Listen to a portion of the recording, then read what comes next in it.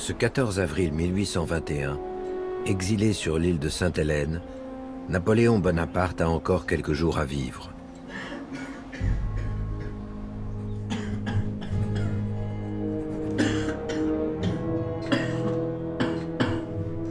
Ce matin-là, il dicte une lettre bien étrange. Monsieur le gouverneur, l'empereur Napoléon est mort, à la suite d'une longue et pénible maladie. J'ai l'honneur de vous en faire part. Il ne reste qu'à remplir le blanc. L'empereur prépare un modèle de faire-part à transmettre après son décès au gouverneur de l'île. De sa mort, il veut tout régenter. La mort, il la connaît bien. Il joue avec elle depuis des années. Il l'a côtoyée. Plus que cela même, il l'a cherchée. Toute la vie de Napoléon est un défi vis-à-vis de la mort. Il était convaincu que sa vie ne s'arrêterait pas avant que son destin soit accompli. Et il le dit à plusieurs reprises. Le boulet qui me fauchera n'a pas encore été fondu. Certaines des expériences de Napoléon qui frôlent la mort vont le conforter dans la certitude qu'il a un destin. Canon, pugilat, attentat, couteau, poison, fusil. À 6 reprises au moins, la mort passe si près sans l'atteindre qu'elle renforce sa conviction qu'il est un être à part. Et si c'était là une clé pour comprendre la psychologie d'un homme qui reste un mystère? Défier la mort pour construire un personnage de légende. De son vivant, Napoléon s'est voulu légendaire. Et pas seulement aux yeux des autres, c'est pas juste un mensonge, c'est dans sa tête. Au fond, ce qu'il veut, c'est franchir cette fatalité de la mort pour vivre après la mort. Et c'est ça la postérité.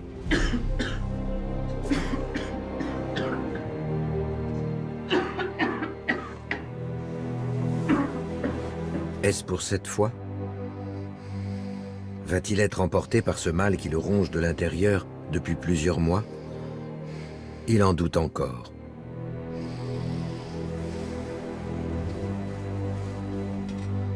Ne serait-ce pas dommage de ne pas mourir après avoir si bien mis en ordre ses affaires?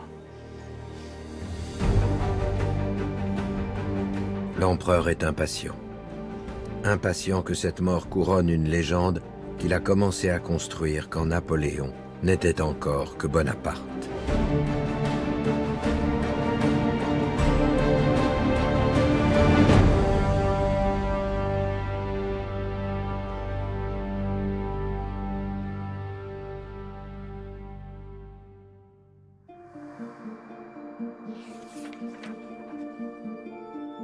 À en croire la légende, Bonaparte serait un enfant prédestiné. Né en Corse d'une famille de notables, il est envoyé en France pour suivre une formation militaire. On raconte qu'à l'école, il est déjà un chef incontesté, dirigeant même les batailles de boules de neige avec autorité. En vérité, le futur empereur ne sort pas du lot. Rien n'indique qu'il va avoir un destin. Et lui-même ne le conçoit pas d'ailleurs. En cela, il est très différent de beaucoup de futurs grands hommes, ou en tout cas d'hommes qui ont marqué dans l'histoire, d'êtres qui ont marqué dans l'histoire, qui eux avaient une claire conscience de leur prédestination. On sait que De Gaulle, à l'âge de 14 ans, se voyait déjà comme quelqu'un qui sauverait la France. Il ne savait pas dans quelles circonstances, il ne savait pas quand, mais il savait qu'un jour ou l'autre, son propre destin et l'histoire du pays se croiseraient. Napoléon, rien de tout ça. En 1793, capitaine dans l'armée de la Révolution, il reprend la ville de Toulon aux royalistes. En récompense, il est nommé général. Mais ce n'est qu'un fait d'armes parmi d'autres.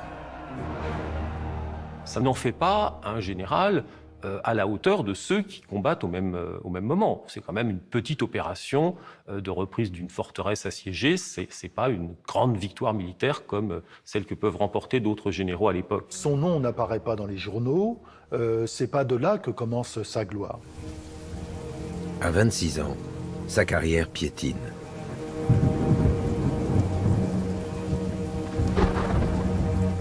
Bonaparte a un moment de très grande détresse à la fois professionnelle, affective aussi. Il se retrouve un petit peu sans emploi, seul à Paris. Il n'est pas dans la misère, mais enfin, il s'interroge beaucoup sur son avenir. Lettre du 10 août 1795 à son frère Joseph. Moi, très peu attaché à la vie, tout me fait braver le sort et le destin. Et si cela continue, mon ami, je finirai par ne pas me détourner lorsque passe une voiture. Quand il exprime cette idée dans sa jeunesse de suicide, c'est parce qu'il ne voit pas à quel moment sa carrière peut et doit s'envoler. Il végète et il a eu cette phrase qui sans doute explique cela.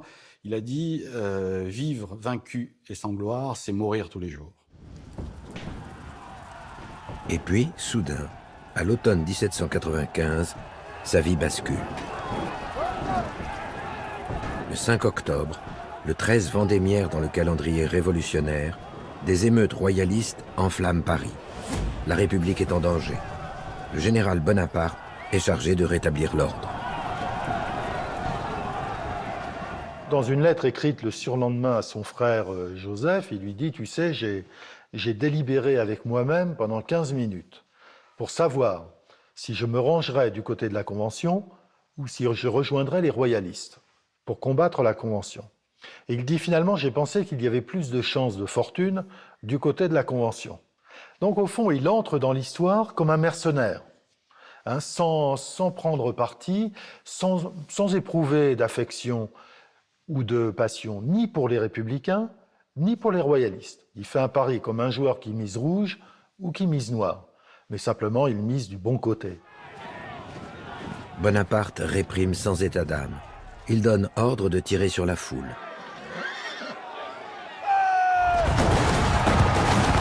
La rébellion est matée en quelques heures. Comme à Toulon, il n'hésite pas à s'exposer aux balles. Son cheval est tué. Pourtant, à son frère Joseph, il se contente d'écrire « Comme à mon ordinaire, je ne suis nullement blessé. »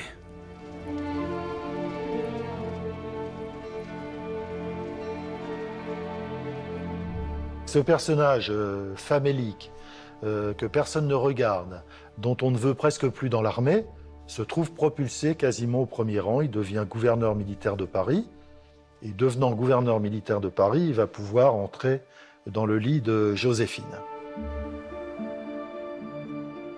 Joséphine de Beauharnais, la maîtresse des puissants. Pour Bonaparte, c'est l'autre événement de ce mois d'octobre 1795. Lui qui ne craint pas la mort a soudain une furieuse envie de vivre. Il est follement amoureux. Il l'épouse quelques semaines plus tard. Joséphine, qu'il rencontre à l'automne 1795, est une femme qui va lui donner d'abord beaucoup de confiance en lui et lui ouvrir beaucoup de portes. Bonaparte en société est très gauche et très réservé. Elle est au contraire l'entre-gens même. Il devient plus mondain, il fait davantage de sorties et d'apparitions en public, et à partir de cette époque, on se rend compte qu'il peut étendre, grâce à elle, son réseau social. Les émeutes royalistes, l'amour de Joséphine. En un mois, Bonaparte, qui n'était rien, est devenu quelqu'un. La situation militaire de la France va faire le reste.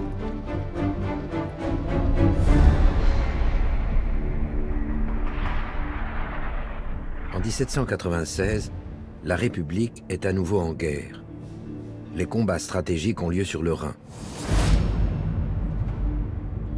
Au jeune Bonaparte, on confie une mission secondaire, faire diversion en attaquant l'Autriche sur le sol italien. Or, contre toute attente, Bonaparte enfonce les armées autrichiennes et fonce jusqu'à Milan avec sa petite armée d'Italie. L'armée d'Italie n'est pas destinée à gagner de grandes campagnes. Elle est là pour fixer une partie de l'armée autrichienne, pendant que les armées françaises passeront plutôt par le nord, par l'Allemagne. Et ce que fait Bonaparte, c'est qu'il va complètement inverser la géopolitique militaire du moment. Par son offensive en Italie, il va devenir le général français, et son armée sera l'armée française, qui menace réellement Vienne, alors qu'on s'attendait à ce qu'elle soit menacée par le nord. Bonaparte ne s'arrête plus. Quelques mois plus tard, il approche de Vérone. Mais il lui faut absolument rejoindre un pont stratégique, le village d'Arcole. Or, les troupes qui l'attendent sont bien plus nombreuses que les siennes. Et là, il se dit, ça serait intéressant de passer par les marais qui entourent la position d'Arcole, juste au nord de l'Adige, parce que les marais sont si difficiles pour les traverser, pour y marcher, que ça annulera la supériorité numérique des Autrichiens. Et le voici donc engagé dans les marais, où à un endroit, il faut franchir le pont d'Arcole.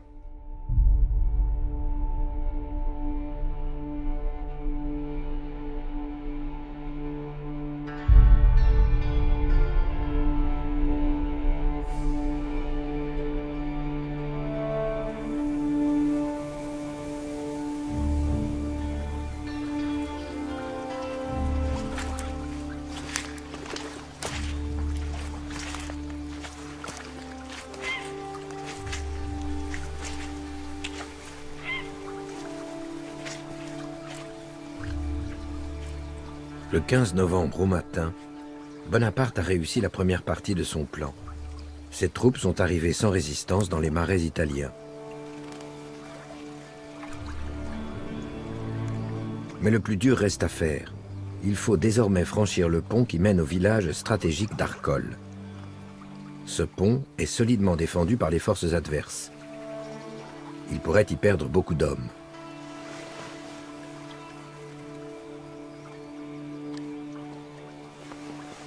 Bonaparte a étudié attentivement les lieux. C'est le seul passage pour atteindre rapidement Arcole. Le sort de la bataille est en jeu. Il doit prendre une décision. Le pont est très long, il est balayé par la mitraille, il faut avoir le courage de le passer. Peu importe les balles. C'est maintenant que se joue son destin.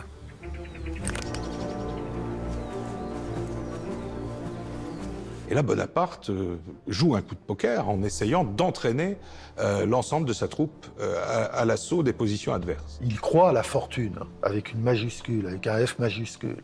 C'est-à-dire que tant que la fortune sera avec lui, il ne craint rien. Et il est convaincu que la fortune restera avec lui tant qu'il ne sera pas arrivé au terme, comme il dit, de son destin, de son histoire. C'est un homme très rationnel, c'est un homme très calculateur, mais en même temps, cette part de rationalité est tempérée par une irrationalité qui est celle d'un joueur. C'est aussi quelqu'un qui est prêt à tout miser sur un coup, au risque de tout perdre. Le drapeau à la main, Bonaparte s'avance sur le pont, exhortant ses troupes à le suivre. Un geste téméraire, déraisonnable. Ces hommes le poursuivent pour le protéger d'une mort certaine. À ses côtés, Muiron, son aide de camp, qu'il appelle son ange gardien et qui le suit depuis la victoire de Toulon. Face aux tirs ennemis, Muiron fait rempart de son corps. Il prend une balle en plein cœur.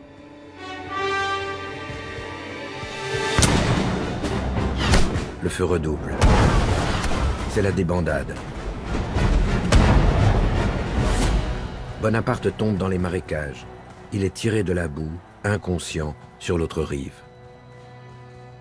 Il glisse, il tombe dans la boue d'un des fossés, mais qui sont très profonds quand même, où il aurait été noyé sans l'intervention de son frère Louis, qui vient l'extraire de ce fossé. Fin de l'histoire. Bonaparte a échoué. Le pont reste infranchissable. Il faudra encore 2 jours de combat et les renforts du général Masséna pour traverser enfin le pont et déloger les Autrichiens d'Arcole. Bonaparte peut reprendre sa marche en avant. Il remporte une nouvelle victoire à Rivoli, puis d'autres encore qui le mènent à 100 km de Vienne. Les Autrichiens en déroute signent le traité de paix de Campo Formio qui met fin à une guerre de 5 ans.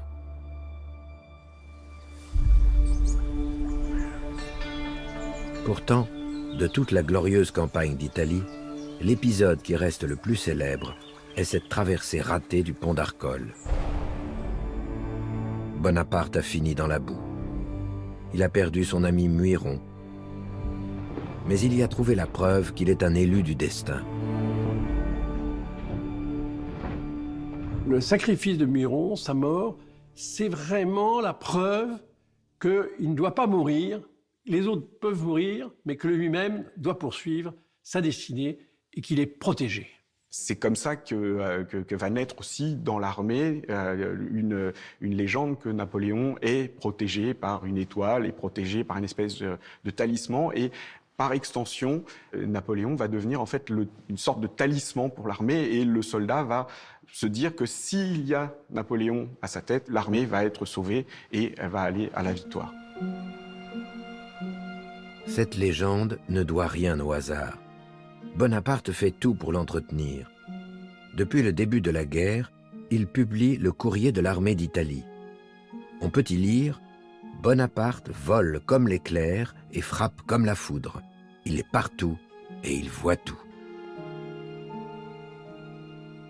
Napoléon écrit lui-même ses textes en grande partie, et ça on en est certain puisque on a pu retrouver des lettres qui sont des brouillons et où on voit que chaque mot est vraiment sous-pesé, chaque virgule est mise à la place où il faut pour que le texte ait son impact. Il n'est pas seulement un général génial, il est un propagandiste génial. Il sait trouver les mots pour grandir ses victoires, pour les mettre à la hauteur des grands exploits de l'histoire militaire de l'Antiquité. Bonaparte n'est pas rentré d'Italie qu'il réécrit déjà l'histoire d'Arcole. Il commande un tableau au jeune peintre Joseph-Antoine Gros. Ce que devient Arcole après est quelque chose de très différent de ce qu'a été la bataille réelle. Et notamment cette image, ce tableau de Gros qui montre Bonaparte conduisant l'armée de la République sur le pont d'Arcole, drapeau à la main, le visage tourné en arrière, comme on représentait à l'époque la déesse de l'histoire. Il est l'homme qui triomphe de l'adversité. Il est l'homme qui est plus fort que les circonstances, qui est plus fort que la géographie, que le temps, que la force de l'ennemi, etc. Et c'est ce qui fait de ce tableau la représentation la plus forte, la plus puissante du mythe de Napoléon.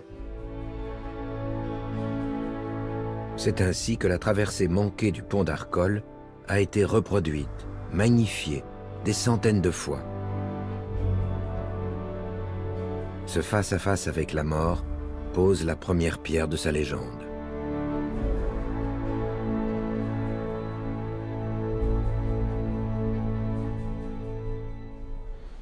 Je ne me regardais non plus comme un simple général, mais comme un homme appelé à influer sur le sort d'un peuple. Je me vis dans l'histoire. Alors naquit l'étincelle de la haute ambition. Bonaparte ne doute plus qu'il a un destin. Mais le pouvoir ne l'intéresse pas. Pas encore. Il a soif d'aventure.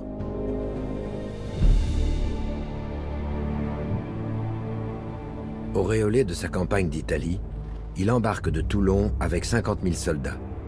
Il a pour mission de conquérir l'Égypte et de couper la route des Indes à l'ennemi anglais.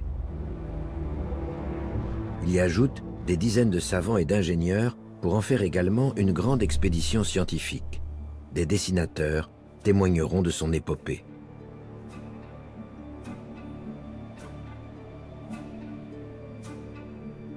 Et il pense pouvoir en Égypte conquérir une nouvelle gloire, avec peut-être en perspective la conquête même de l'Inde, et donc de se placer sur les traces d'Alexandre le Grand. Bonaparte sillonne l'Égypte. Il remporte des victoires. Il y subit également de cinglantes défaites. Mais peu importe, en France, l'écho de ses aventures au pays des pharaons ne fera qu'accroître son prestige.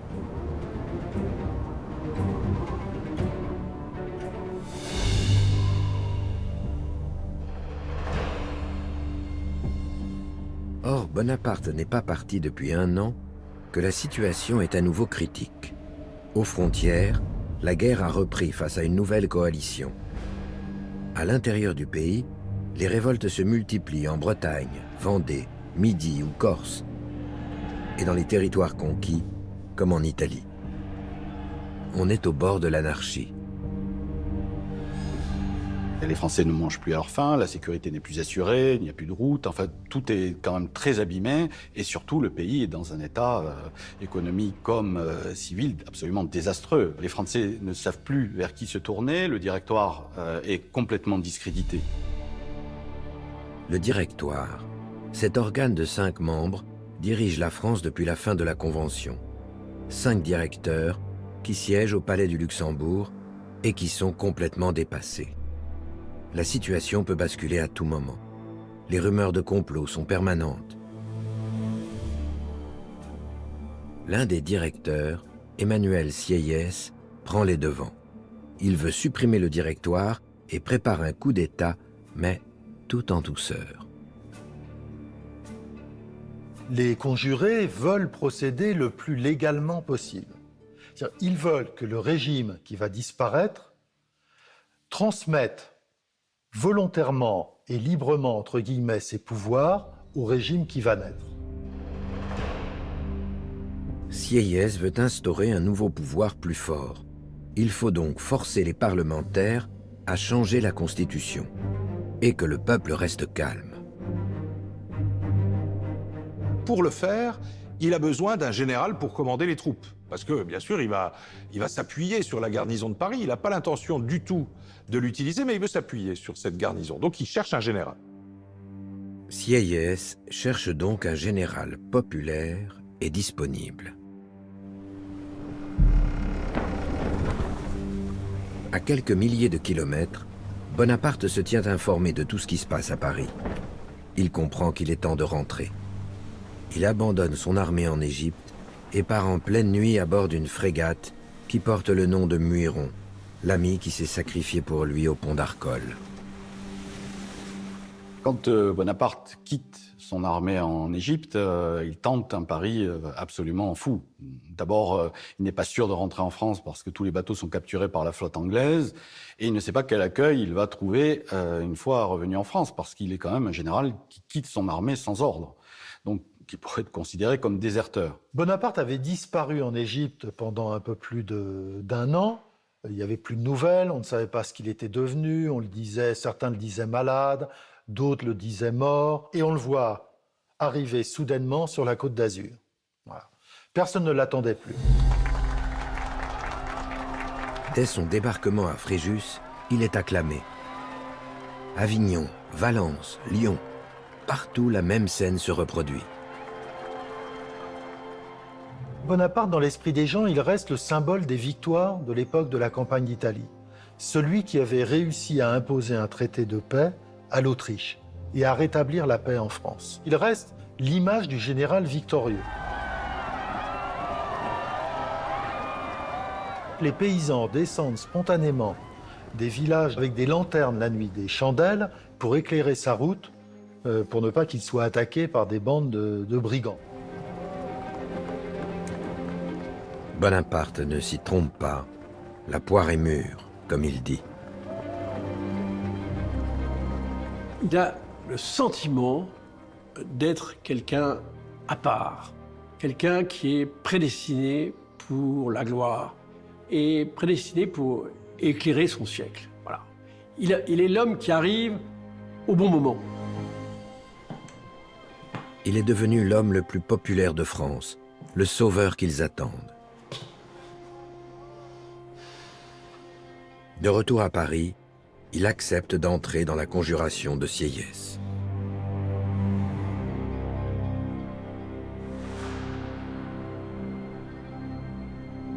Le 9 novembre 1799, le 18 Brumaire du calendrier révolutionnaire, le coup d'État est enclenché.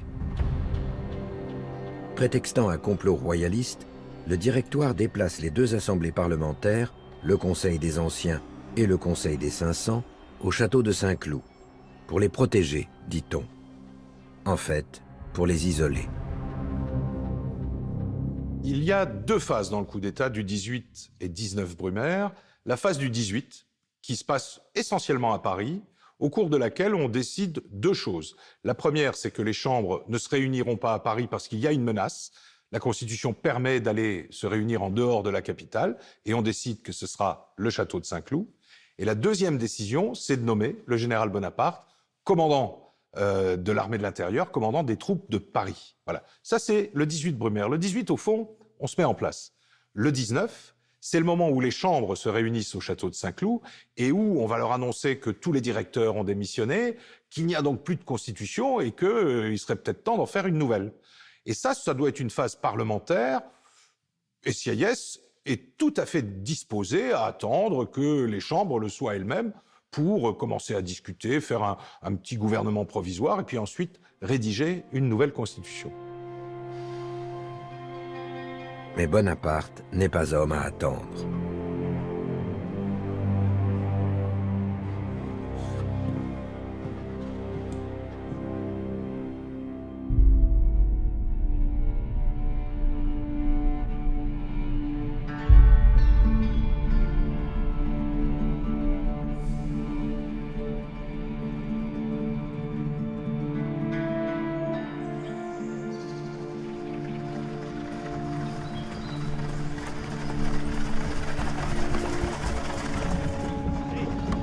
Le lendemain matin, Bonaparte brusque les événements.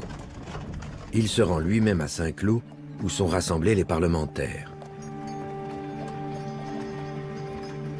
Il espère profiter de ce coup d'État pour prendre le pouvoir.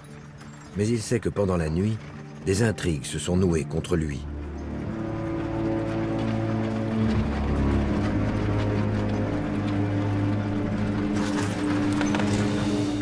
Si le coup d'État échoue, il est bon pour l'échafaud. Il va haranguer les députés pour accélérer leurs décisions. C'est un militaire, il n'aime pas les assemblées, il n'aime pas les civils, il n'aime pas les politiciens, il ne sait pas leur parler, surtout.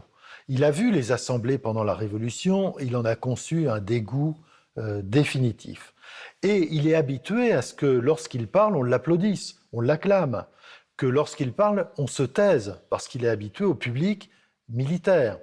Et là, il prend une décision, en effet, un peu, excessive, irréfléchie, qui est d'aller lui-même faire plier les assemblées, voilà, par la force de son éloquence.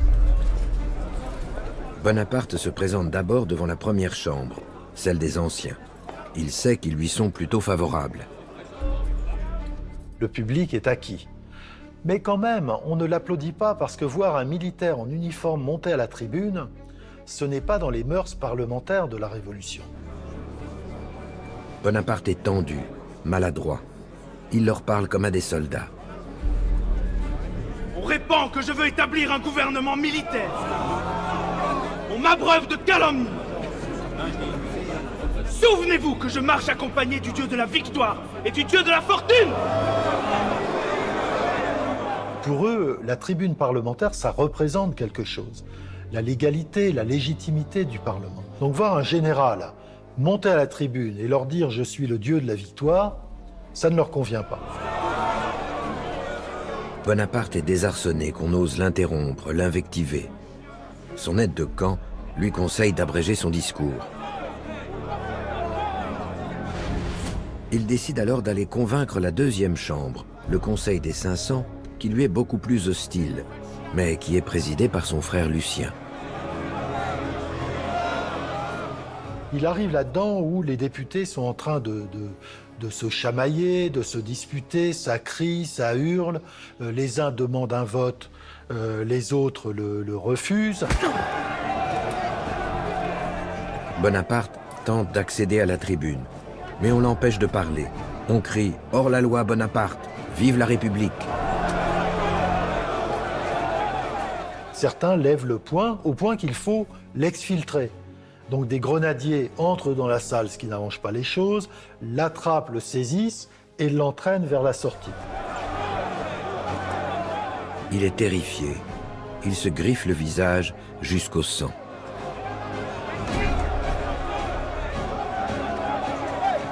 Les députés l'agrippent, il semble qu'il ait été bourré de quelques coups de poing au passage et ont réussi à le sortir. Et il a eu à la sortie un malaise.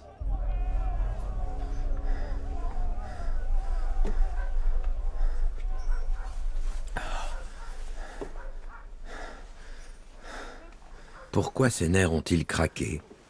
Comment lui, si vaillant chef militaire, a-t-il pu se faire impressionner par des hommes en toge? Pour la première fois, et presque la seule de sa vie, Bonaparte a eu peur. Car cette scène lui en a rappelé une autre qu'il n'est pas prêt d'oublier. Un certain 10 août 1792. Ce jour-là, des insurgés attaquent la résidence royale des Tuileries. Le roi a été mis à l'abri. Mais ses gardes suisses se font massacrer. Bonaparte est un jeune officier en visite à Paris. Il a tout vu. Jamais depuis. Aucun de mes champs de bataille ne me donna l'idée d'autant de cadavres que m'en présentèrent les masses de Suisses. La rage était dans tous les cœurs. Elle se montrait sur toutes les figures.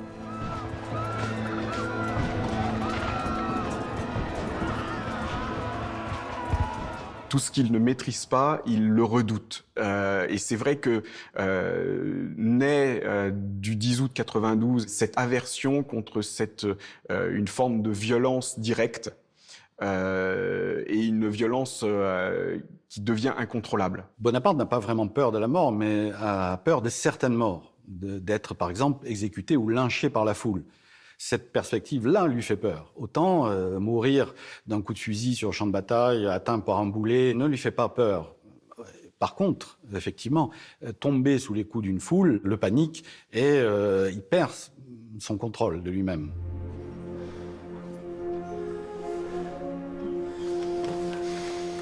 Mais comme à Arcole, Bonaparte va faire de son échec une victoire.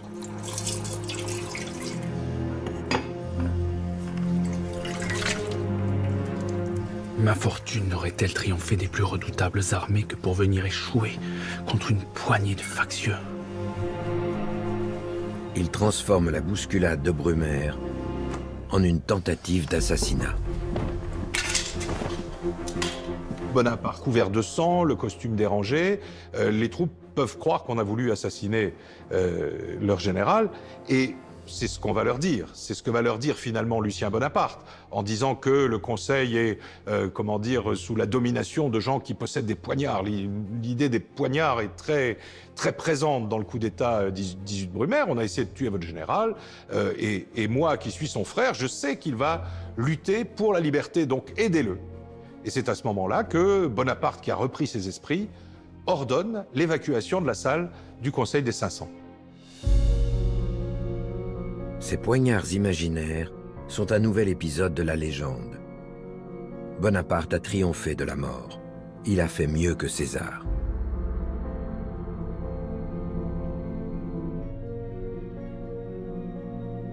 L'invention de l'épisode des poignards fait référence évidemment à l'assassinat de César. Et au fond, pour la propagande du régime, du nouveau régime qui s'installe, effectivement, Bonaparte apparaît comme un César qui aurait échappé au poignard des conjurés. Le malaise du 19 Brumaire est oublié. La tentative d'assassinat fait de lui un être invincible. Sieyès et les autres conjurés n'ont plus qu'à s'effacer. Bonaparte est nommé consul à la tête de l'État. À présent qu'il est César, Bonaparte veut accomplir son destin et bâtir un empire. Le nouveau tableau qu'il commandera au peintre Gros le présente en législateur. Napoléon a dit un jour « Je suis de la race des hommes qui fondent ». Et ça, c'est véritablement quelque chose d'extrêmement important pour comprendre son caractère. À côté de ses rêves de gloire militaire, il y a ses rêves de gloire civile. Cyril le dit, je resterai dans l'histoire davantage que Parmentier. mais néanmoins, probablement, Parmentier aurait été plus utile que moi avec la pomme de terre. Donc il veut laisser ses pommes de terre à lui, à l'histoire. C'est-à-dire, il veut être comme celui qui a, c'est l'expression est de lui, refermé le gouffre de la Révolution, réconcilié les Français, rebâti une société, rebâti un État. Mais en concentrant toute l'autorité, le premier consul devient la cible de tous les complots. Cela ne l'inquiète guère, jusqu'à ce que la Camarde ne vienne lui faire une nouvelle visite.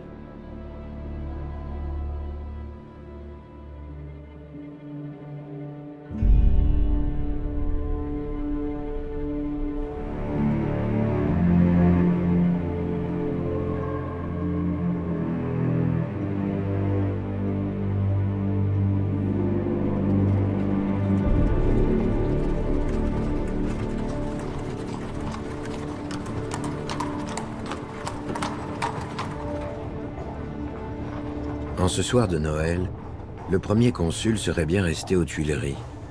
Les mondanités ne l'intéressent pas. Mais comment résister à la femme qu'on aime le plus au monde? Joséphine a insisté pour qu'il vienne à l'opéra.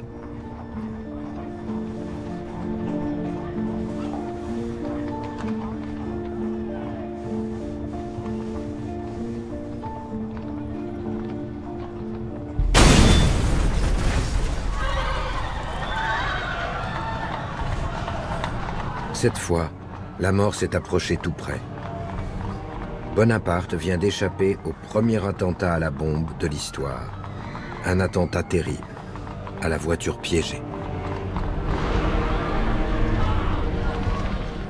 La rue Saint-Nicaise est dévastée. L'attentat s'est produit à quelques centaines de mètres des Tuileries.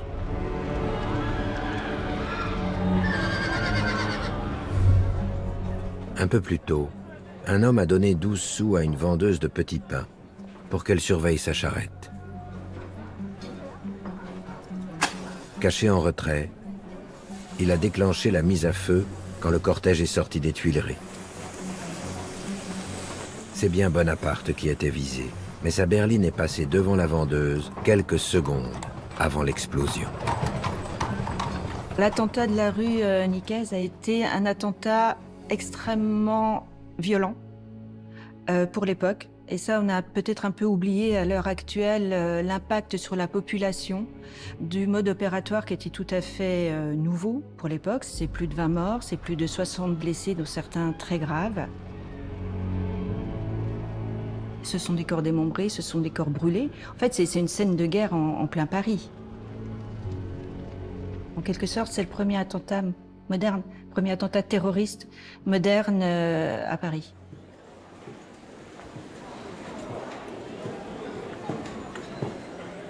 Bonaparte reste impassible. Il se rend à l'opéra comme si de rien n'était. La rumeur de l'attentat l'a précédé et on l'acclame sans discontinuer pour son sang-froid.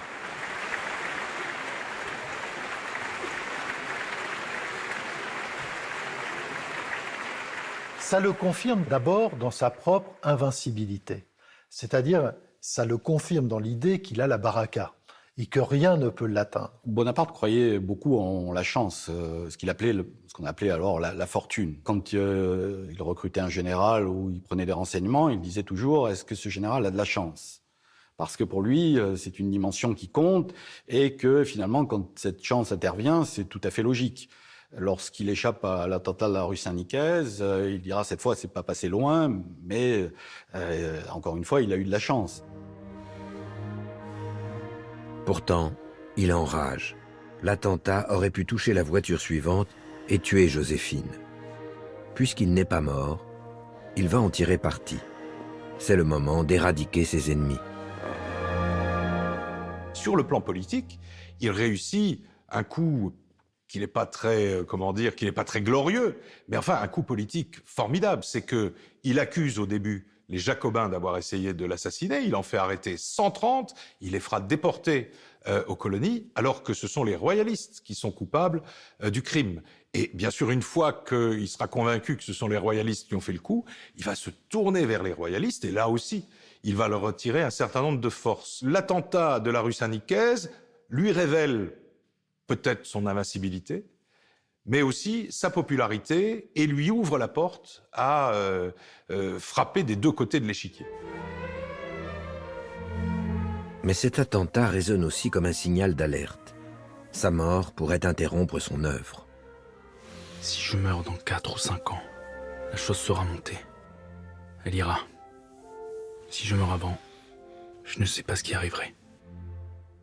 Il se rend compte de la fragilité au fond, de son pouvoir, et il se rend compte que finalement, tant qu'il n'aura pas des institutions plus solides, tant qu'il n'aura pas établi son pouvoir de façon définitive, eh bien, il sera toujours l'objet d'attentats. Au moment de l'attentat de la rue Saint-Nicaise, on est dans la première année du gouvernement, enfin un peu plus de la première année, et déjà, beaucoup a été fait. On a réformé les administrations, la justice, on a vaincu l'Autriche, on est en train de négocier des traités à peu près avec toute l'Europe. Donc il y a dans le pays, pour les gens informés évidemment, une espèce d'espoir de stabilisation et d'espoir qu'on va bientôt arriver à la paix extérieure et à la paix intérieure. Et l'attentat contre Bonaparte est une espèce d'électrochoc, parce qu'on se dit, mais que se serait-il passé s'ils avaient réussi à tuer Bonaparte? La guerre civile va recommencer. Il va falloir à nouveau retomber dans les errements du Directoire. Donc il y a eu réellement un vent de panique qui consolide son pouvoir et qui le fait passer pour l'homme nécessaire, celui dont on ne peut pas se passer. Bonaparte profite de ce climat favorable. Il se fait nommer consul à vie. Il a désormais le droit de se choisir un successeur. Il a le pouvoir absolu. Jamais on n'a vu une transformation aussi rapide que celle du consulat, où en l'espace de 3 ans, et même, oui, 3 ans, 1800-1803, ce sont les époques de grandes réformes. Allez, on peut aller jusqu'au Code civil de 1804. Il change totalement la physionomie du pays. Il est probable qu'il n'a pu faire cela qu'à cause d'un pouvoir fort, du pouvoir fort dont il disposait, et qui réunissait entre ses mains tous les genres de pouvoir, puisque les assemblées sont marginalisées. Et il a ce goût propre aux militaires, à la fois de l'efficacité et de la rapidité. C'est-à-dire, il ne faut pas que ça traîne. Désormais, rien n'arrête son ascension. Les peintres officiels témoignent de son œuvre. Comme pour Arcole, il commande à chaque bataille un tableau pour la légende.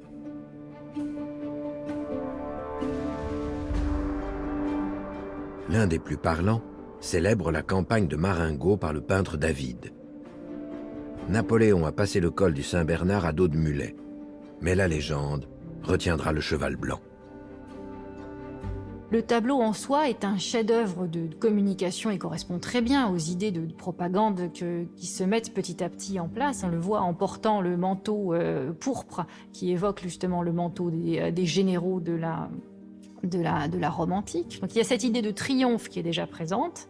Il y a également le cheval blanc qui lui est une image véritable depuis fort longtemps de cheval du vainqueur. Et il y a surtout dans un petit coin en bas à gauche un caillou sur lequel sont inscrits les noms d'Hannibal et de Charlemagne. Et là, toute l'histoire a compris que le point d'aboutissement, c'était là.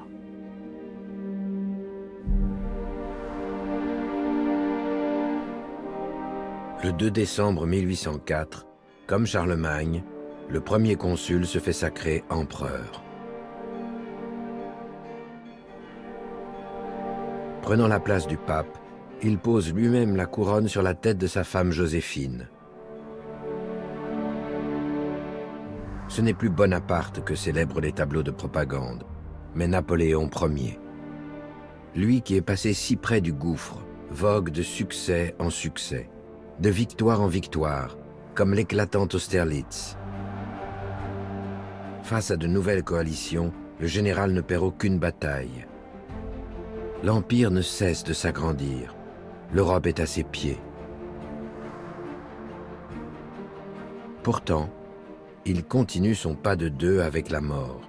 Il est même blessé au talon. en Allemagne, lors du siège de Ratisbonne.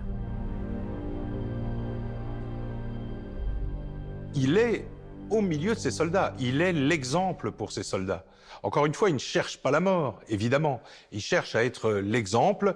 Il croit en son destin et à aucun moment, il ne pense qu'il pourra être tué. Mais il prend le risque pour entraîner ses troupes. L'été 1809, Napoléon s'installe au château de Schönbrunn, près de Vienne, pour négocier la paix. Décidément invincible, il vient de battre les Autrichiens pour la 4e fois, à Wagram. Tous les matins, à 10 heures, il passe les troupes en revue. Jusqu'à ce jour où la mort fait une nouvelle tentative.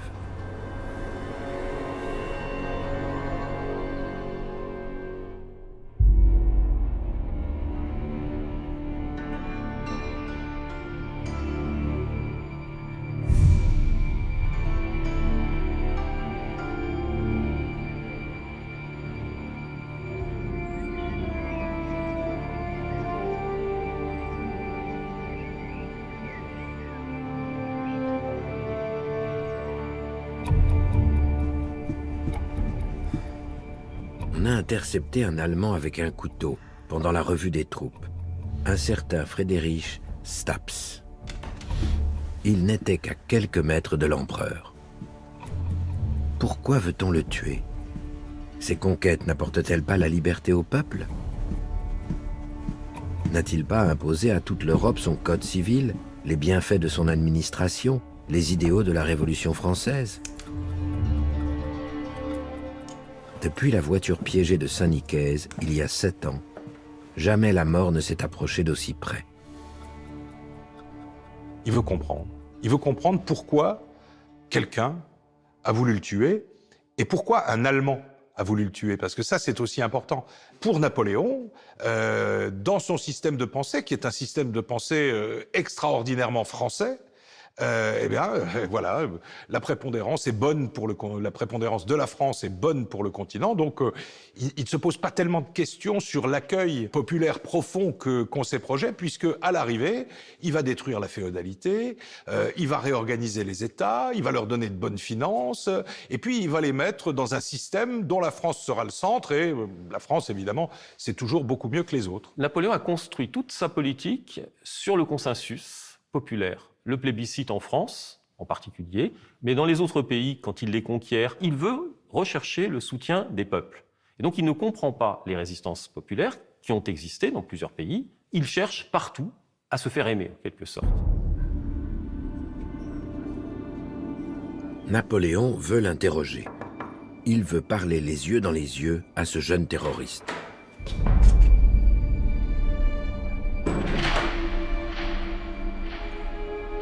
L'apprenti assassin n'est pas ce qu'il attendait. Staps n'est qu'un gamin de 17 ans, la figure douce, bien élevée. Napoléon l'interpelle. « Pourquoi voulez-vous me tuer ? Je voulais vous tuer parce que vous êtes un oppresseur. Et si je vous faisais grâce, vous auriez tort, car je chercherais encore à vous tuer. »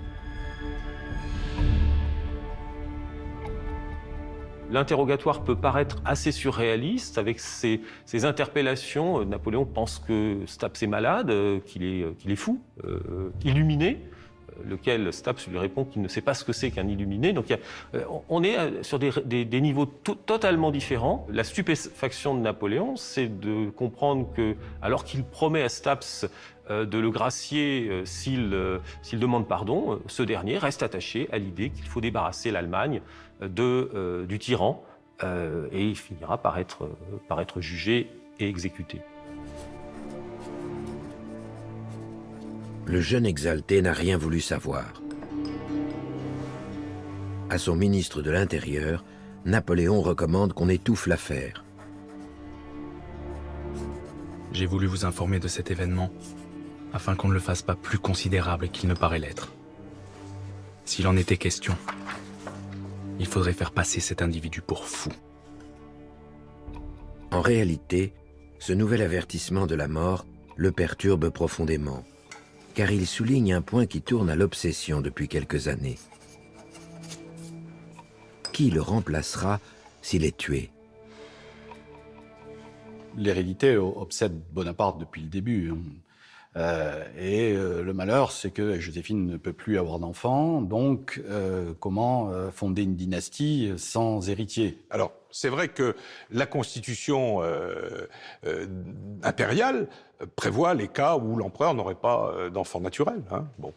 Sauf que Napoléon pense, et je pense qu'il a raison, que seul un enfant issu de lui pourra avoir de la légitimité une fois qu'il montera sur le trône. Il pense que, il ne faut plus perdre de temps et qu'il est temps de répudier Joséphine et d'épouser, alors il dira un peu de manière très peu élégante, un ventre, mais c'est un petit peu ça. Il ne peut plus tergiverser. Le couteau de Staps lui indique une décision qu'il a trop longtemps reportée. Toute ma vie, j'ai tout sacrifié. Tranquillité, intérêt, bonheur. À ma destinée. Il lui faut maintenant l'annoncer à Joséphine. Mais comment?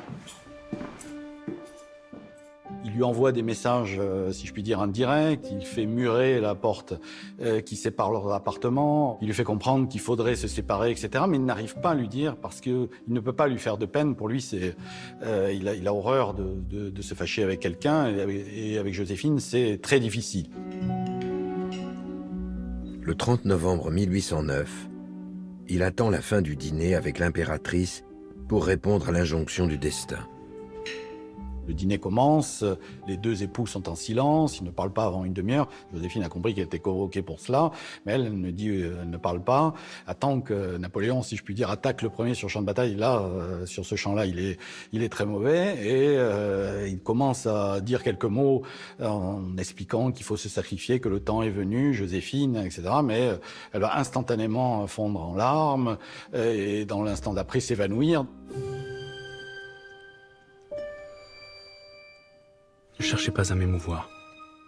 Je vous aime toujours. Mais la politique n'a pas de cœur. Elle n'a que de la tête.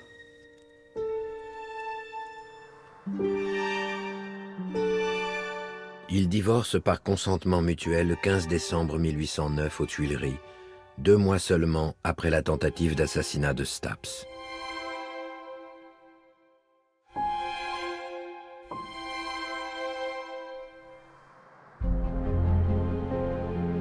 Les peintres célèbrent aussitôt son mariage avec Marie-Louise, fille de François Ier d'Autriche et petite-nièce de Marie-Antoinette. Un an plus tard, naît Napoléon François-Joseph Charles Bonaparte, le fils tant attendu.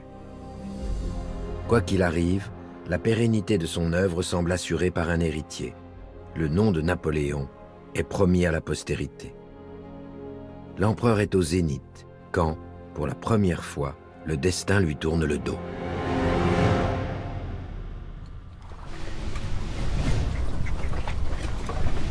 En juin 1812, la grande armée de Napoléon s'élance à l'assaut de la Russie du tsar.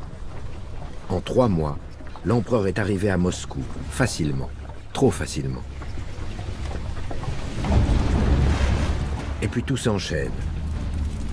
Le tsar qui fait flamber la ville plutôt que de livrer bataille.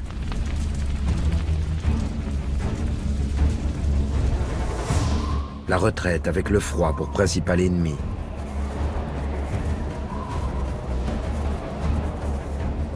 La traversée catastrophique de la Bérésina. La glace qui s'ouvre sous les sabots des chevaux. La campagne de Russie est un désastre. Pourtant, 1 an plus tard, Napoléon reforme une armée et contre-attaque. Mais l'Europe sait qu'il n'est plus invincible. C'est le début de la fin. L'Empire se disloque.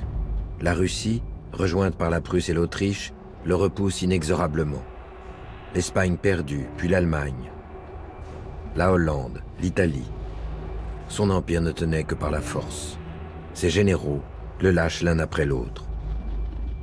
Tandis qu'il envoie toujours plus d'hommes à la mort, il prend pour lui-même de plus en plus de risques.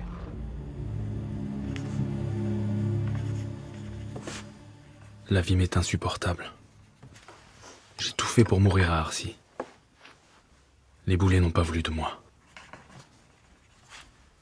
C'est vraiment le moment où il sent que ça s'en va, qu'il comprend qu'il n'a plus le pouvoir, il comprend l'immensité de sa chute. Et c'est vrai que quand on voit en mars 1814, là où il est, alors qu'un an avant, il était maître de l'Europe, ou quasiment, il a quand même cette notion de chute qui lui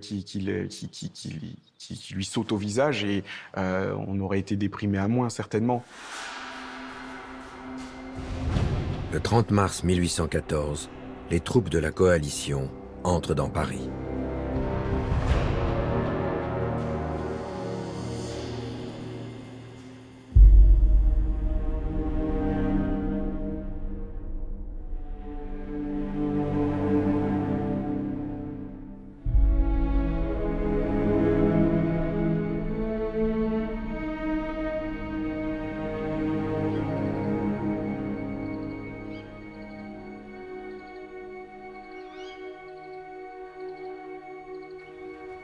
La nuit est déjà très avancée, mais Napoléon ne dort pas.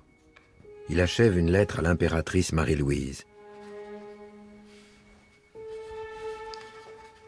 Une lettre parmi les dizaines écrites chaque semaine. Une lettre pas tout à fait comme les autres. Adieu, ma douce Louise. Tu es ce que j'aime le plus au monde. Mes malheurs ne me touchent que par le mal qu'ils te font. Donne un baiser à ton fils. Adieu, ma Louise. Tout à toi.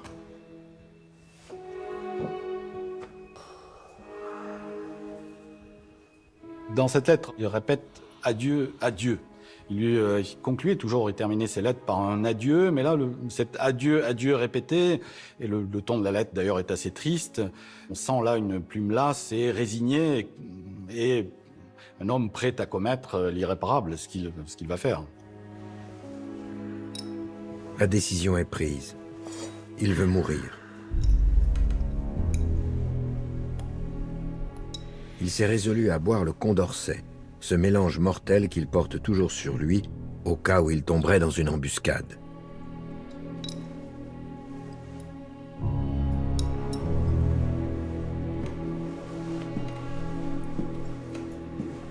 Ses généraux l'ont trahi. Son empire s'est effondré. Il n'a plus la main, et c'est la première fois.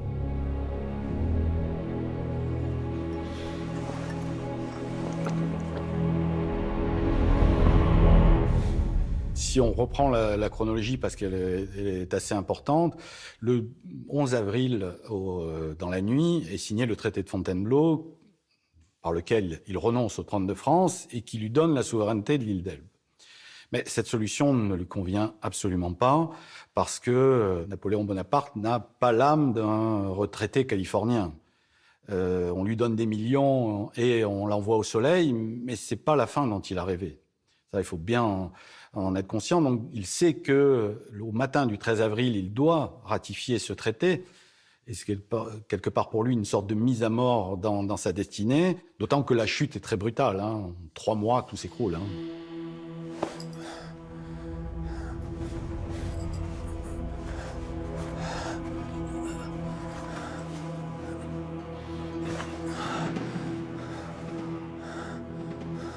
Il a le sentiment que sa destinée arrive à son terme, et en même temps, c'est un homme de culture antique. C'est un homme de culture antique.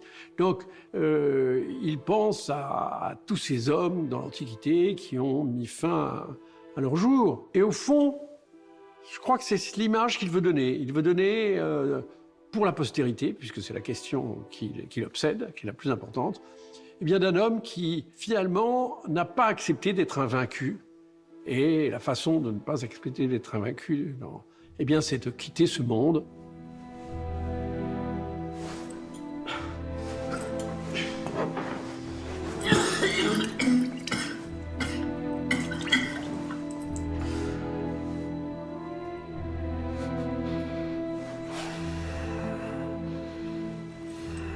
Mais décidément, la mort ne veut pas de lui.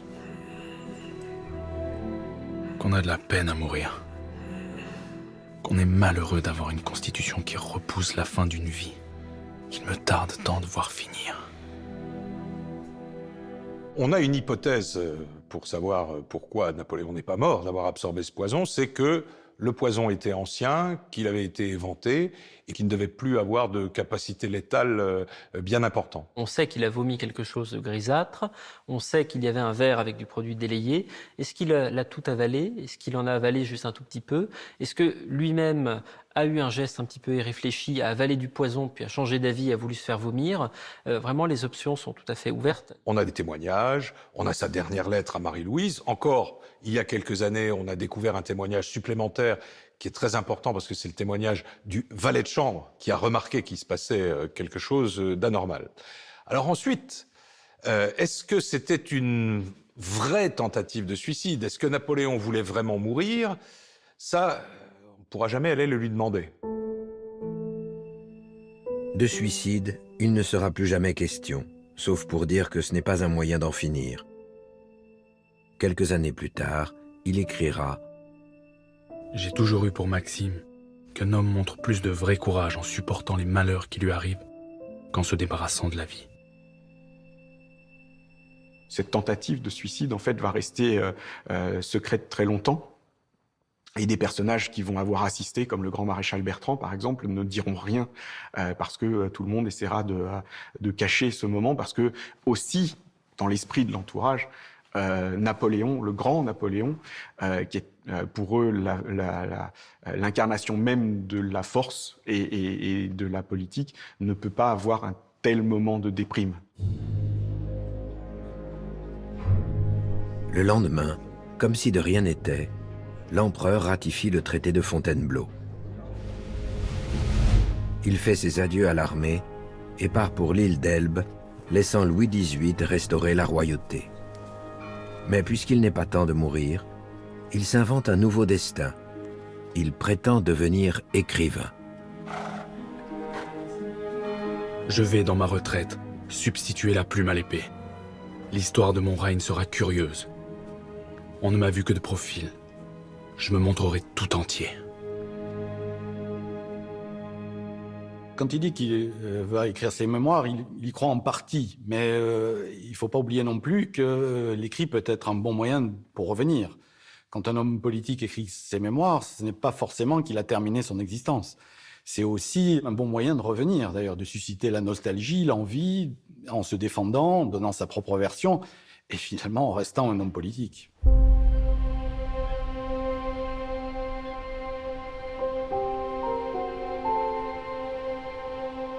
L'exil n'est qu'une parenthèse. À peine arrivé à l'île d'Elbe, il retrouve énergie et ambition. Dans ce micro-royaume qu'on lui a octroyé, l'empereur déchu est à l'étroit.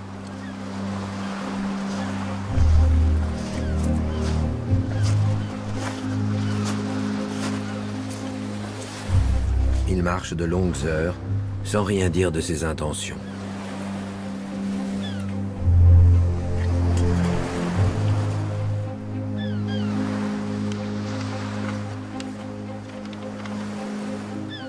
Mais il suit attentivement les nouvelles de France.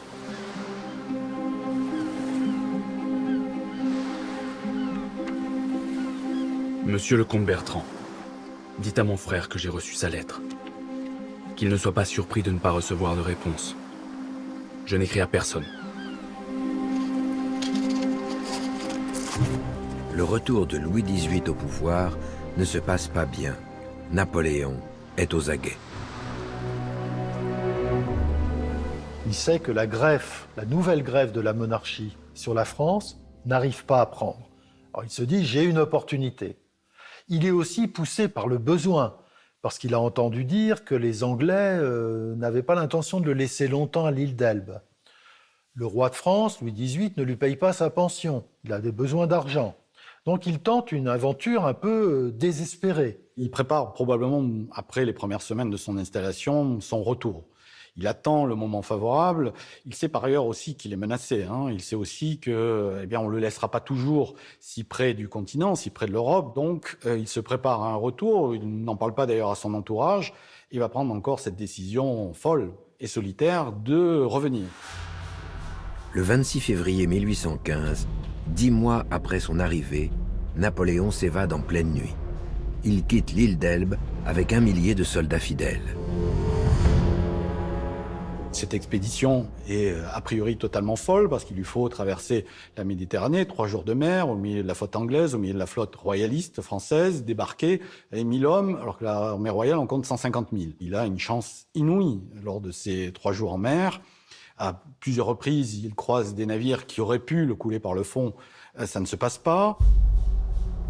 Alors qu'on l'attendait en Italie, il crée la surprise en débarquant en France, à Golfe-Juan.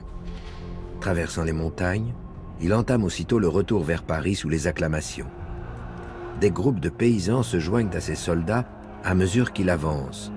Aucun coup de feu, aucune résistance. Évidemment, dans ce retour, il pense à un retour de chance. Il pense que, finalement, ce qui est arrivé avant n'était qu'un accident et ça continue. Le soir du 6 mars 1815, il arrive au village de Cors. Si le destin lui est favorable, le lendemain, il entrera dans Grenoble.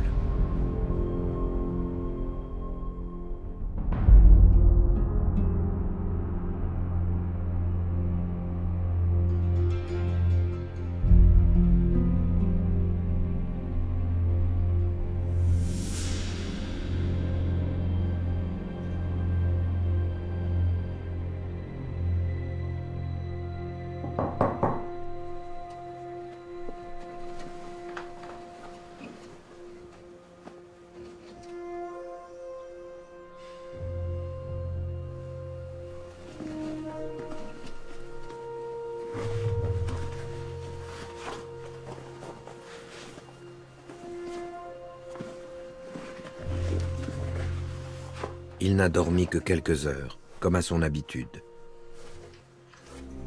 Il sait que la journée s'annonce décisive. Depuis l'évasion de l'île d'Elbe, le destin lui a été favorable.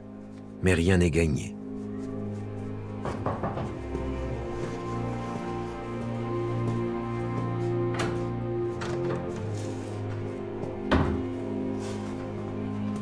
L'avant-garde lui envoie les dernières nouvelles.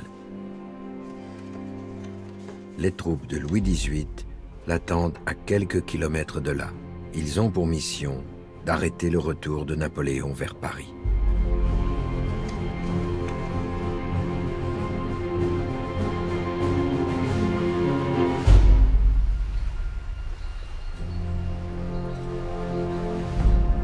C'est sur les bords du lac de Laffrey que Napoléon va mettre une fois encore sa vie dans les mains du destin.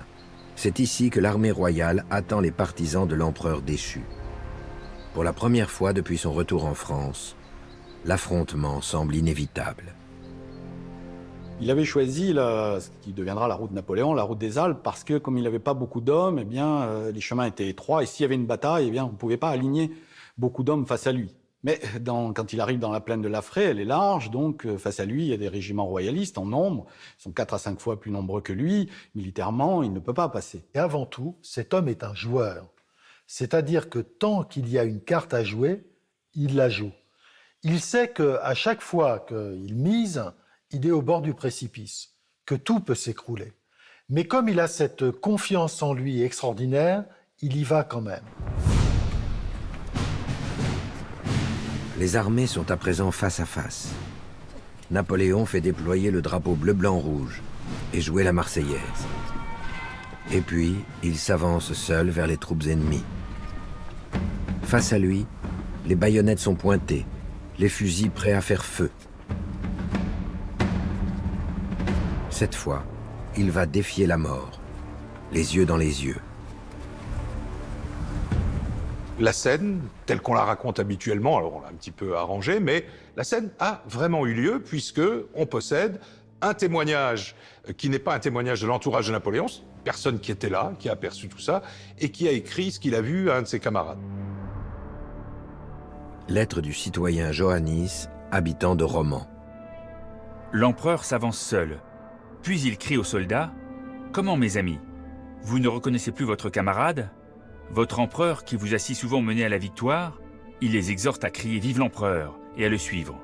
Un silence général fut tout ce qu'il obtint. Alors ouvrant sa redingote et découvrant sa poitrine, « Eh bien, puisque vous ne me reconnaissez plus, tirez sur moi. »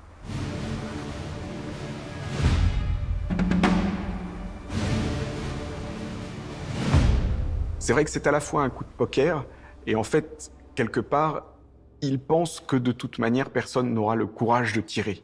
Parce que pour le soldat de base comme pour l'officier jusque dans les grades les plus élevés, il y a une relation de confiance, d'admiration.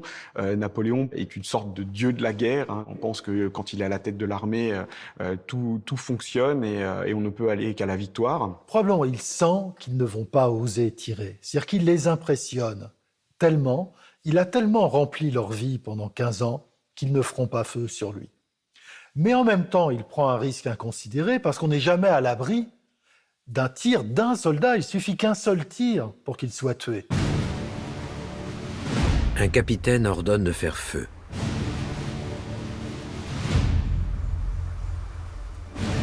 Mais les fusils restent muets. Et la situation bascule.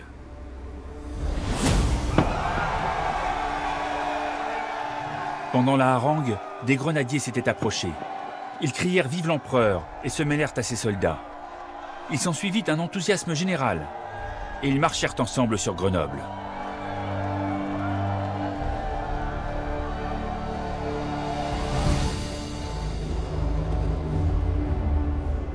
Ma bonne Louise, je t'ai écrit de Grenoble que je serai bientôt à Paris. Les peuples courent en foule au-devant de moi.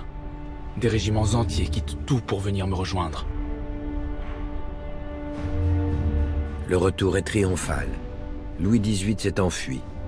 Napoléon arrive le 20 mars dans la capitale sans avoir fait verser une goutte de sang à ses troupes.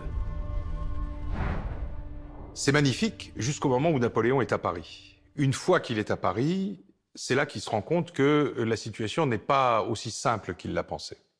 Il y a d'abord la menace extérieure.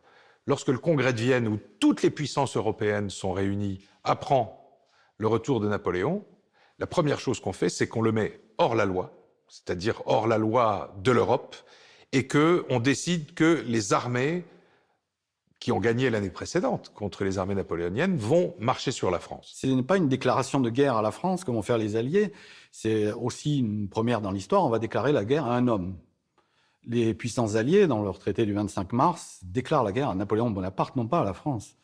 Déclarent la guerre à Napoléon Bonaparte pour le neutraliser parce que c'est le perturbateur du repos du monde. Et puis la deuxième chose dont il va se rendre compte, c'est que l'exaltation de son retour lui a fait perdre de vue que, sur le plan politique, il n'a pas d'alliés au moment où il arrive à Paris. Il se rend compte que sa situation est mauvaise à l'intérieur et à l'extérieur, et comme il l'a fait souvent par le passé, il va essayer de reprendre la situation en main par une opération militaire. L'empereur repart au combat avec une nouvelle armée. Il fonce vers la Belgique, où l'attend le gros des troupes de la coalition. Il est vainqueur une dernière fois à Ligny. Dans les plaines de Waterloo, il est à 2 doigts de l'emporter. Mais son étoile l'a abandonné. Il est définitivement vaincu. Napoléon abdique une seconde fois et rejoint le port de Rochefort. Il pense un temps s'enfuir aux États-Unis, mais il est barré par la marine anglaise. Acculé, il finit par se rendre. On l'envoie croupir à 7000 km de là, au milieu de l'Atlantique, à l'île de Sainte-Hélène. On n'a pas osé l'exécuter. L'exécuter comportait un risque, c'était de faire renaître probablement un mouvement révolutionnaire en sa faveur, d'en faire un martyr sur place. Donc on préfère l'isoler, l'éloigner, en se disant que finalement le temps fera son œuvre et que les esprits oublieront le personnage. Mais on l'envoie très loin, dans l'Atlantique Sud, dans une île qui est imprenable, c'est un rocher dressé au milieu de l'océan, avec en plus une flotte britannique qui va graviter autour pendant toute la période de la captivité. Autrement dit, sortir de Sainte-Hélène est impensable à ce moment-là.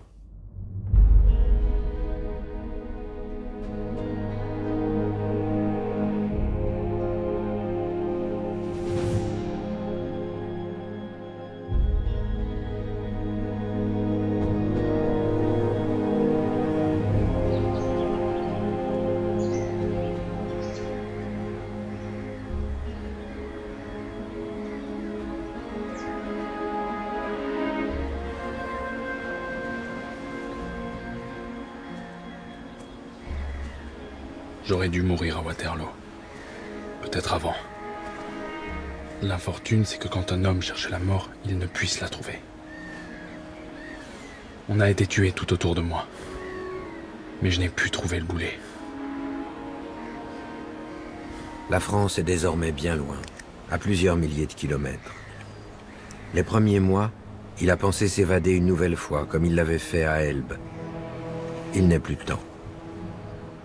À 48 ans, il est rongé par un mal intérieur de plus en plus pressant, ulcère ou cancer.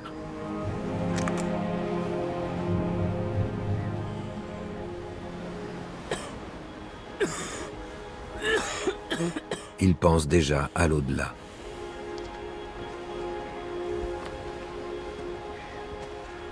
Quand je serai mort, tous mes braves viendront à ma rencontre. Ils me parleront de ce que nous avons fait ensemble. Ils reviendront tous fous d'enthousiasme et de gloire. À partir du moment où Napoléon sait qu'il ne quittera pas Sainte-Hélène, il va commencer beaucoup plus consciemment à travailler pour sa légende. Il le dit à son entourage, il utilise des phrases aussi modestes que « si le Christ n'était pas mort en croix, il ne serait pas Dieu ». Sous-entendu, il faut que je subisse mon martyre. Et il est convaincu il sait déjà que la postérité va reconnaître ses mérites. Il se met en scène sous une forme un peu différente de ce dont il avait l'habitude. La statue de marbre, cette fois-ci, est un petit peu fissurée à quelques endroits, et il joue de ces fissures. Il se présente en martyr. Martyr de l'Angleterre et de la tyrannie du gouverneur, envoyé sur une île déserte, terrible, une île qui viendrait du diable. On l'a mis au milieu d'un plateau sombre et obscur, où la pluie tombe en permanence et où on mange des rats. En réalité, Sainte-Hélène, évidemment, c'est terrible. Il est loin de sa famille, il est loin de son fils, il est loin de ses amis, il est loin de son épouse, mais les conditions de vie à Sainte-Hélène ne sont pas si terribles. Je pense que Napoléon aggrave lui-même les conditions de sa propre détention en s'emprisonnant dans sa propre prison, c'est-à-dire en s'enfermant dans sa chambre alors qu'il pourrait profiter de toute l'île. À Sainte-Hélène, le despote veut donc se muer en victime. Mais pour que le scénario fonctionne, il lui faut un bourreau. Ce sera le gouverneur anglais Hudson Lowe. La grande chance de Napoléon, d'une certaine façon, à Sainte-Hélène, c'est d'avoir été en butte avec un gouverneur, Hudson Lowe, qui sera le méchant face au martyr. Les choses auraient pu se passer tout à fait différemment. Incontestablement, Napoléon et son entourage ont grossi le trait dans cette opposition des méchants Anglais au gentil Napoléon qui est persécuté. En réalité, Hudson Lowe aurait peut-être été tout à fait capable de s'entendre avec Napoléon, mais Napoléon n'avait pas envie d'avoir un geôlier compatissant ou clément. Napoléon voulait un geôlier qui soit impitoyable, qui s'en prenne à lui, qui restreigne ses libertés parce qu'il tient à poser en martyr face à la postérité. Donc on peut dire en un sens, oui, que c'est Napoléon qui a créé Hudson Lowe. Napoléon est beaucoup plus brillant que Hudson Lowe et il est vrai qu'il le manipule. Napoléon provoque le gouverneur. On lui demande de se montrer, il se cache. Plus il est brimé, plus il est satisfait, conscient que son image est en train de changer. Le martyr me dépouille de ma peau de tyran. Ça permet d'effacer tout un pan de son histoire, tout ce qui avait été mis en avant par la légende noire de Napoléon dès 1814, l'ogre qui a fait dévorer des milliers ou des centaines de milliers de conscrits pendant les campagnes militaires, le tyran, l'étranger même, etc. Il y a toute une série d'arguments qui se sont dressés contre Napoléon. Ces arguments sont progressivement effacés par l'image du martyr, le prisonnier sur son rocher. C'est un artiste de son destin. Il a pressenti que, en devenant une victime, eh bien, on le verrait d'une façon différente. Il va complètement inverser son image. Voilà. Au lieu d'être l'homme despotique, vraiment intransigeant, et bien subitement, il va être un vaincu et ça va créer cette formidable image d'une forme on pourrait dire, de Christ de l'époque moderne. À partir de mars 1821, son état se dégrade. Cette fois, ce n'est plus la postérité qu'il doit préparer, mais la mort elle-même. Elle doit être à la hauteur de l'événement.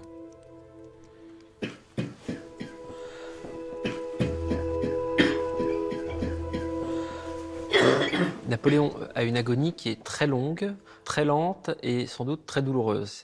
Il n'en finit pas de mourir et cela va lui permettre de mettre en scène sa mort. Il va le faire de façon très consciente, malgré ses souffrances.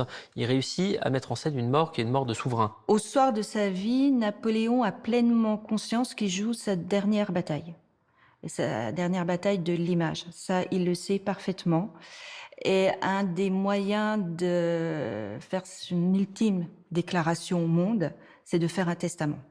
Il va mêler à la fois l'homme, Bonaparte, puisqu'il y a des legs particuliers, des dons matériels à des proches, mais également le monarque, l'homme d'État. Et c'est en ça que le testament demeure une grande déclaration et une façon de se poser pour l'éternité. Je meurs dans la religion apostolique et romaine, dans le sein de laquelle je suis né il y a plus de 50 ans.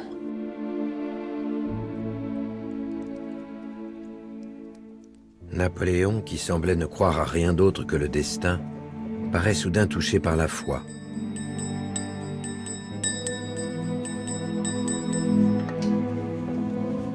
À quelques jours de sa mort, il demande même à se confesser.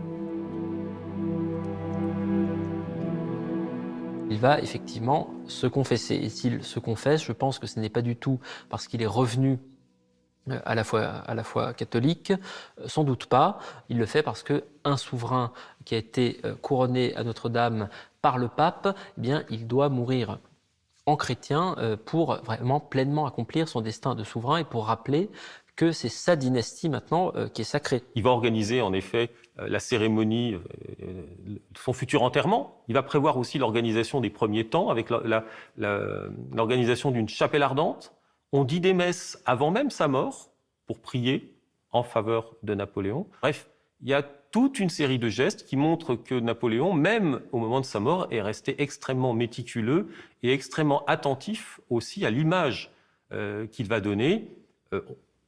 La chapelle ardente, c'est l'image du souverain chrétien qui doit aussi être diffusée à travers le monde.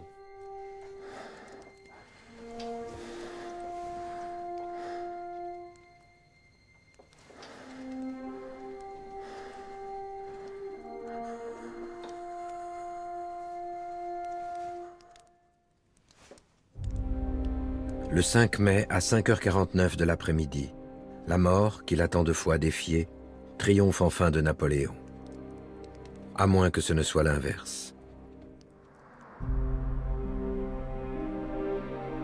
Car l'histoire de Napoléon ne s'arrête pas avec sa disparition. Comme il l'avait espéré, elle prend une dimension inédite. L'annonce de sa mort à Paris ne provoque pas d'énormes remous. Bon, il y a quelques petites manifestations, mais pas une émotion collective.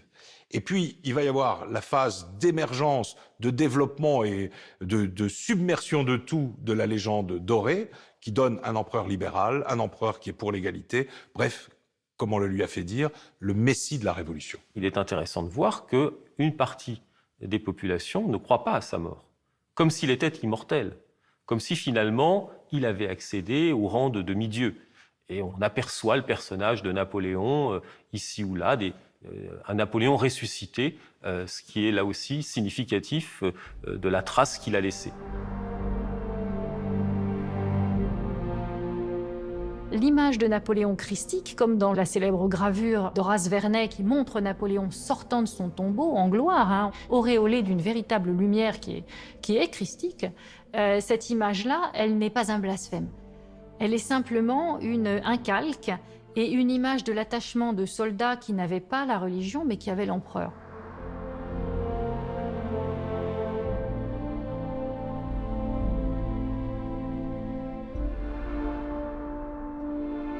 Je désire que mes cendres reposent sur les bords de la Seine. au milieu de ce peuple français que j'ai tant aimé.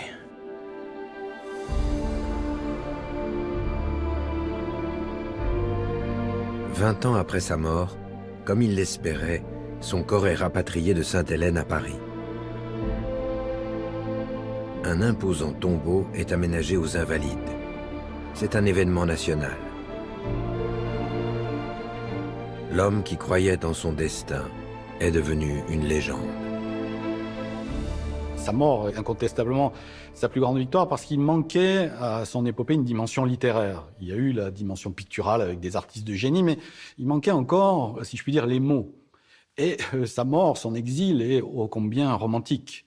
C'est quand même le géant qui est enchaîné à son rocher, qui disparaît dans la pénombre du soir sur cette île lointaine. Enfin, on ne peut pas imaginer mort plus romantique. Donc pour cette génération d'écrivains romantiques, vont être Victor Hugo, Balzac, Vigny, etc., vont magnifier cette épopée et la rendre, l'inscrire dans les mots et ajouter cette touche littéraire qui manquait. Et jusqu'à Chateaubriand, l'un de ses ennemis déclarés, qui va écrire des mots magnifiques sur sa disparition. Hein, il aura cette phrase « Vivant, il a manqué le monde, mort, il le possède ». Chateaubriand a tout dit.